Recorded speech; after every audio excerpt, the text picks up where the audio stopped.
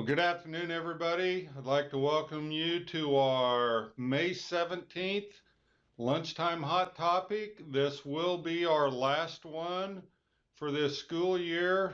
It's amazing how fast this year is gone. Just seemed like we were getting it started, and then the next thing I knew, I was attending a bunch of graduation parties over the last weekend. So it's been a great and exciting year, and just glad to be along the ride with you. On this last hot topic, we're going to cover some end of year review, overview stuff with Tate Toedman. We've got some updates on Americorps from Jamie Crispin. Branden Johnson's going to cover some data quality for exit records. It's going to be that time of year where you're entering kids' data, trying to exit your graduates and other students that may be leaving. And then Lynn Bechtel is going to give an update on PDC plans. This is going to be very important information for you to know, because as the legislature is still working on a school funding bill, there's currently some funds in there for professional development, mentoring. So it's going to be extremely important that your PDC plans are up to date for relicensure, for counting points, for submitting your plans. Even more importantly, as we go forward with the new funding formula. Again, as we go through this, if you have questions, send those to lunchtime@ksde.org. We like to have your input, questions, helps us plan for future ones and know what we need to respond to. I want to remind everybody that this summer, at 3 different locations, we're holding our Impact Institutes. These are great opportunities, especially for your teachers and your staff that don't get or have the opportunity to be plugged in throughout the year. These are 2-day conferences. Registration is only $25 and maybe a tank or half a tank of gas. Some of them, they may need to spend the night, but it's a great opportunity for your staff to learn more and take a deeper dive into the board's vision, the outcomes, the KISA model, and just get to spend some good quality professional development time this summer. Each one of them, there's also the opportunity for them to earn some college credit, but hopefully you're getting people registered. We need more people for the one in southeast Kansas at Pittsburgh. If we don't get enough, that one we may have to cancel, because we only, as of today, to have about 50 people. But it's a great opportunity for you to get your staff plugged in to where we're headed as a state. I also want to remind everybody we sent out, the due date is May 26th, calls for proposal for next fall's annual conference. There's a link here for you to go out on the website. There are so many amazing things going on across the state. We would love for you to submit a proposal to be able to share with the field, with your colleagues, the unique and innovative things that you're doing around the board outcomes and the vision. Lastly, I just kind of want to thank everybody for, we had 4 quarterly trainings across the state around the new KISA model. Randy and I did the 4th quarter one, had a lot of great attendance, just trying to pull it all together. But again, we are so excited about the direction that we're moving forward based off of what Kansas said we wanted. We are even at the State Department. You may have noticed that we are going to be hiring 2 senior redesign specialists, and we will be sending out a request for 7 districts that will be committed to looking at a total redesign of their elementary and high school within their district, led by two people that we will be hiring this summer to really see what it takes to move forward with around KISA, the accreditation model, what we can do to really improve outcomes and success for each student. So we're excited about that, excited for the opportunities. Again, this is the last Lunchtime Hot Topic. We will pick it up again next fall when you come back from school. In the meantime, this summer, we will be recording some videos over the summer, specifically geared towards the outcomes, kindergarten readiness, post-secondary, social-emotional, to make those available for you hopefully when you come back in August, to be able to share with your staff, to take just a little bit of deeper dive. But our goal is to have those ready for you when you come back at the start of next school year for some professional development to share with your staff where we're at with the major initiatives. Also, I want to remind everybody on my web page, and this also with Randy's, the commissioners, the Q4 PowerPoint is posted out there. Had a lot of calls, people wanting to know where that is to get those slides that you can use at the end of the year with your staff or over the summer or planning for next year. So looking forward to the 17-18 school year and continue to move this initiative forward. As we finish out the 2016-2017 school year, and with the implementation of the Every Student Succeeds Act coming upon us on July 1st, 2017, we just want to briefly discuss how to put some of the pieces together of everything that we're working on in the state of Kansas as it comes to education and our title programs world. We'll also provide some resources that are available to you and remind you of different archived areas where you can review materials that we have presented. Hopefully you are familiar with this document. It's been widely published throughout the state. Just kind of wanted to give you a little review here of the Kansas Vision for Education as we take our moonshot. We've determined what a successful high school graduate is through the State Board of Education and through Randy and Brad going throughout the state and working to find out what our communities, businesses, and families and school personnel want to see in education. So, we talk about our successful high school graduates. How do we get these results? We talk about our 5 initiatives, the socio-emotional factors, which will be measured locally, our kindergarten readiness, our individual plans of study, our high school graduation, and our post-secondary success. And we talk about the evidence-based practices that fits right into our KISA rubrics and kind of the overview there of the relationships, relevance, responsive culture, and rigor. And we get a lot of questions on how do our title funds work with these. And they should be intertwined. Our title funds and programs should work to support all Kansas students to succeed. And one of the things we talk about is that our title programs based on federal law have to be evidence-based practices. That means we have to have evidence that what we're using this money on to fund these programs through our title programs is evidence-based. We've seen success, we've seen growth, including academic growth. And then when we look at the foundational structures, our tiered frameworks, our stakeholder engagement, diversity and equity, and the rest of these, almost all of these areas fit somewhere in our federal programs. So as we look to strengthen our programs and to get the results we want for our children to be the most successful they can be, we can use our title programs to help implement this based on our federal law and making sure we're using allocable funds to do this.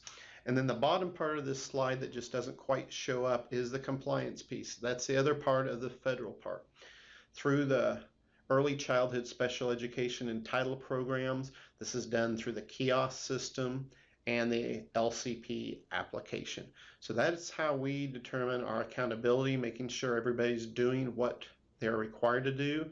We're currently, for the 16-17 school year, finishing up with cohort 2, and we'll be working with cohort 3 during the 2017-18 school year.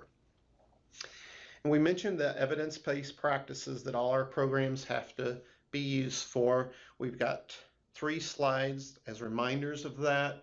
Interventions are more likely to result in sustained improved outcomes for the students if they're identified to local needs, the evidence base and the local capacity are considered when choosing a program or strategy. We have a good quality, strong implementation plan. We support that implementation well. This is where our federal funds come into play. We've got to make sure we have the resources to put those plans together.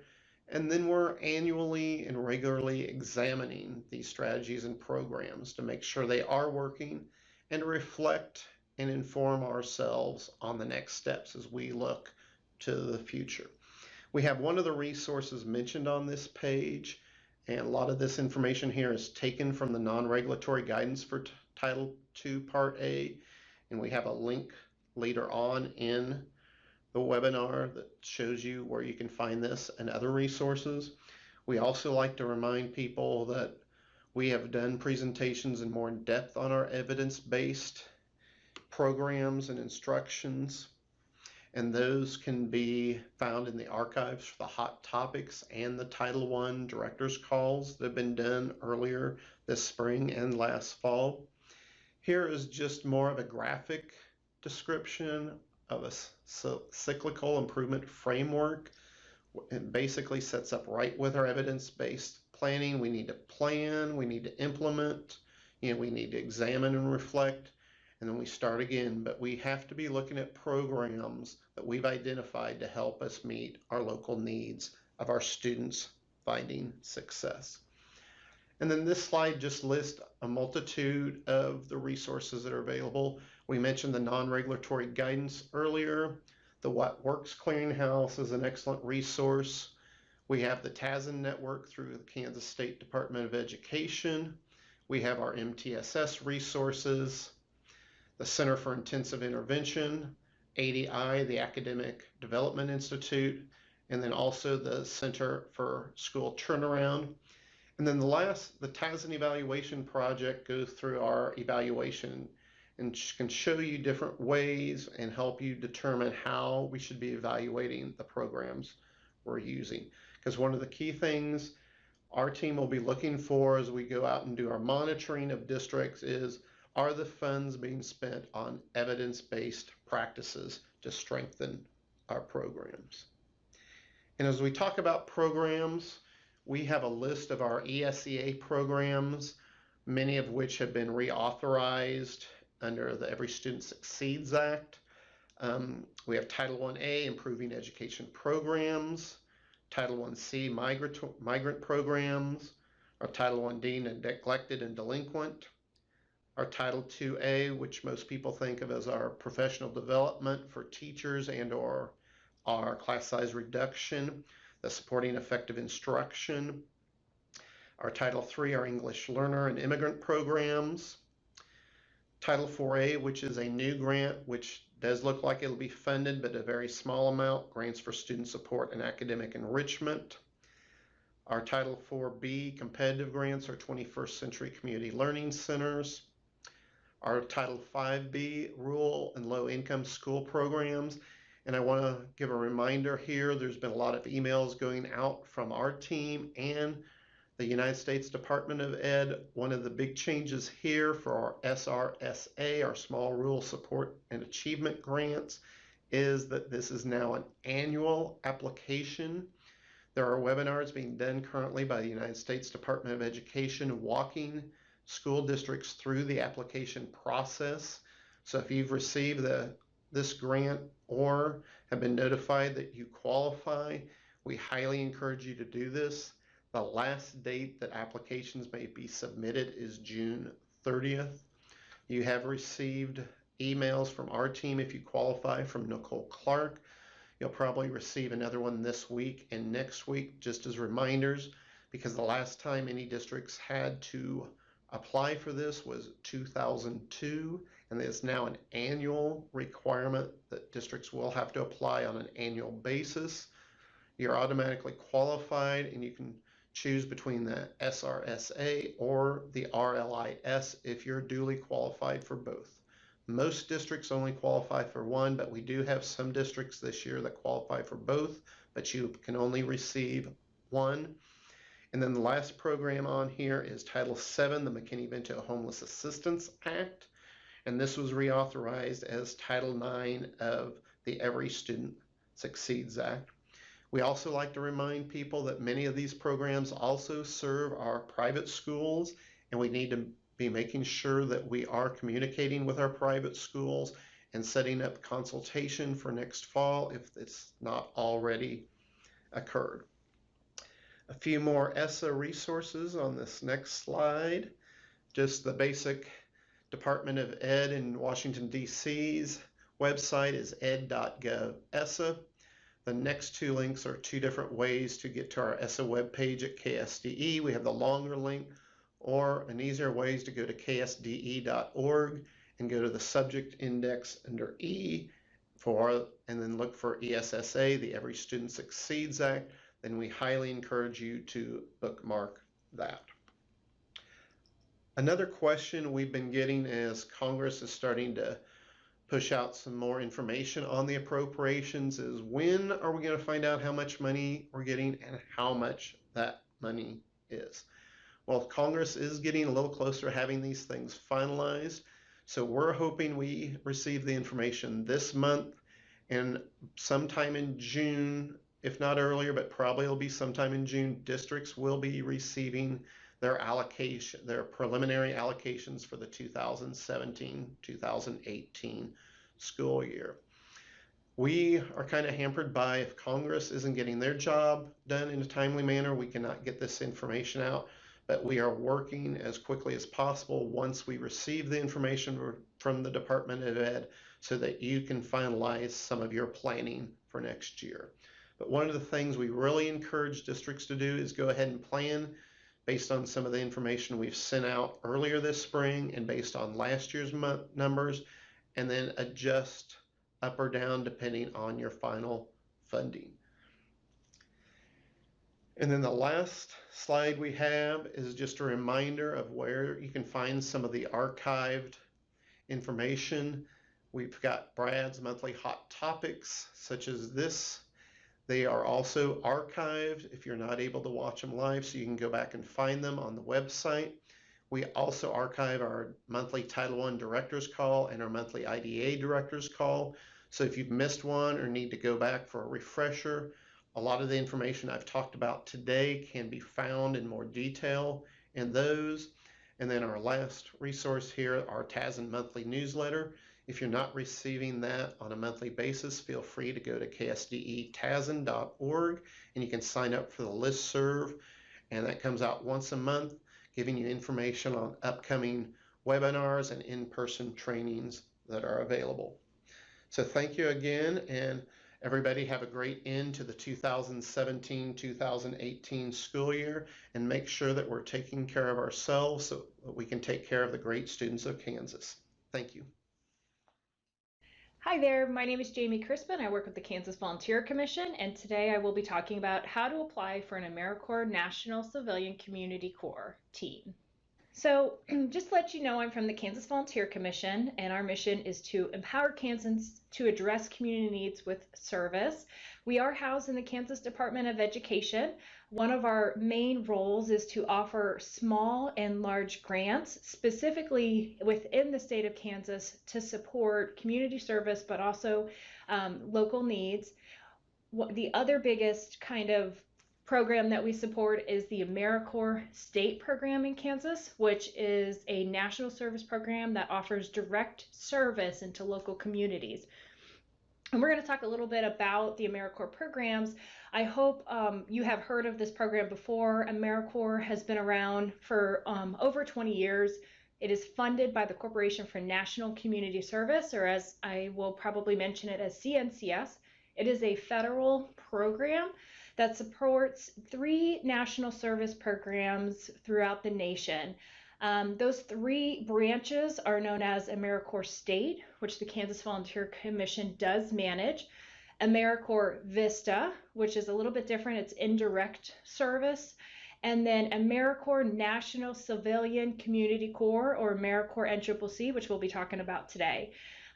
This is a great program, and for individuals who are interested in getting involved as an Americorps member and serving, having a term of service, the individual must be at least 17 years old, and some of the benefits is that they do give a living allowance for their term of service, and upon successful completion, they do receive an education award.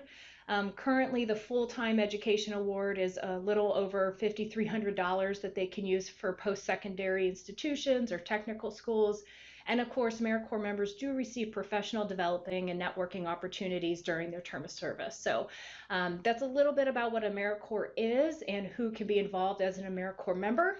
This presentation, we're going to be focusing on Americorps NCCC, and this is a very unique program in that it is for full-time individuals.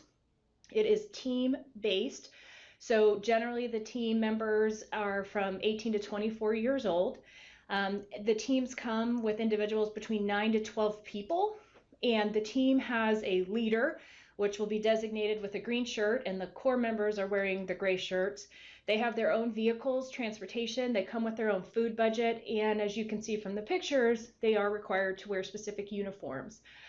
They also receive training from their host site, which in our case would be Denver, Colorado, has a base for Americorps NCCC. They are trained in CPR, first aid, basic construction, leadership.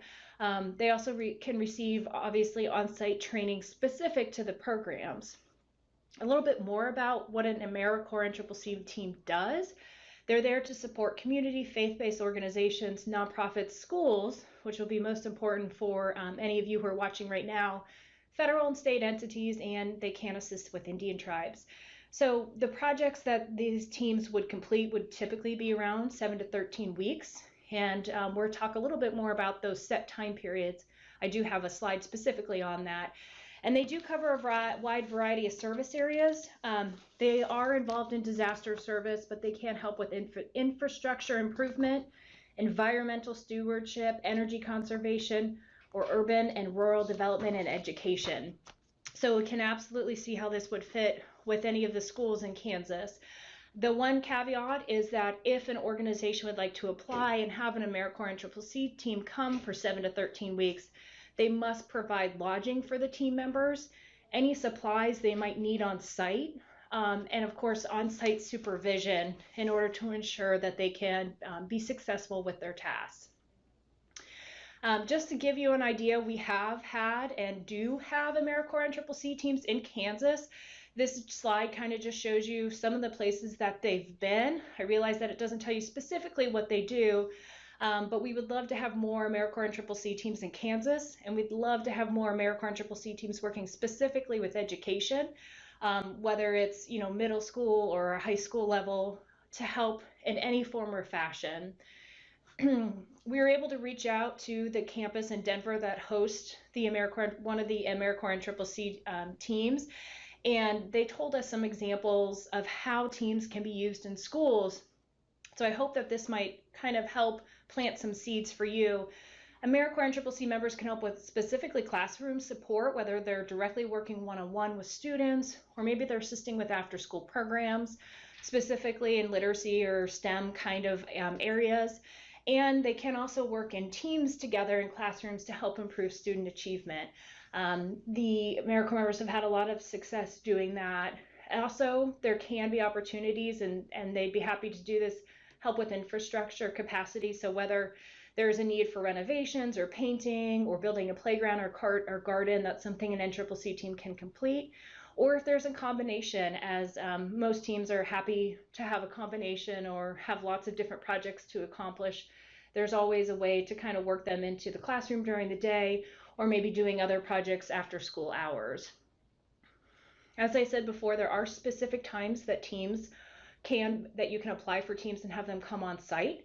This slide shows you the 3 rounds that an Americorps Cccc team is available. It tells you the service dates, when to apply. And so you could see for the first round, November to December of this year, maybe a good time. Think about your school, think about the programming you have, what events may be happening. Round 2 happens from January to March 31st of next year. And then round 3 does go from April to July 7th. And though the school year may have ended kind of in that round, you could also think about summer programming, any kind of activities that might happen in the summer that an NCCC team could assist with. If you are interested in applying for a team, the Kansas Volunteer Commission could certainly direct you to the right individual. Again, we work with the campus out of Denver, Colorado.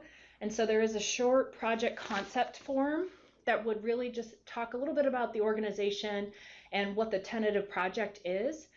Upon review of the concept form, the NCCC campus will then invite the organization to submit a full application. There's lots of information that we could send you at the Kansas Volunteer Commission, but the direct contact is Crystal Kelly. Her information is listed up there, CRKELLEY at cns.gov for information. She can send you the full concept form, any other information that that you would need in order to apply or create a project for a team. So that brings me to the end of my presentation. Please reach out specifically to me if you have more questions.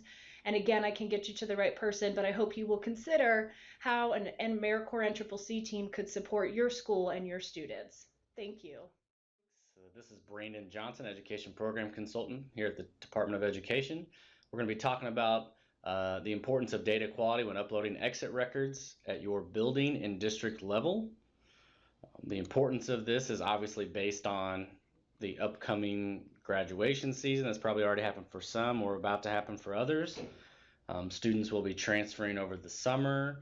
Students just won't come back. Students will be transferring in, and the importance of good data quality when we're doing those things.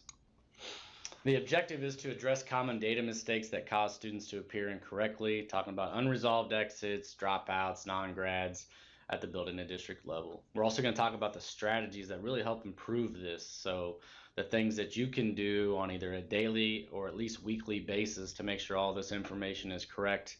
You know, making sure that you upload all the correct graduates with an exit code 8 when they do graduate, making sure you use the code 22 for any of our students with IEPs that need transitional services, making sure that over the summer, you all have a plan on when you're going to check to make sure that students all came back and that you're going to put in the correct exit date for those students.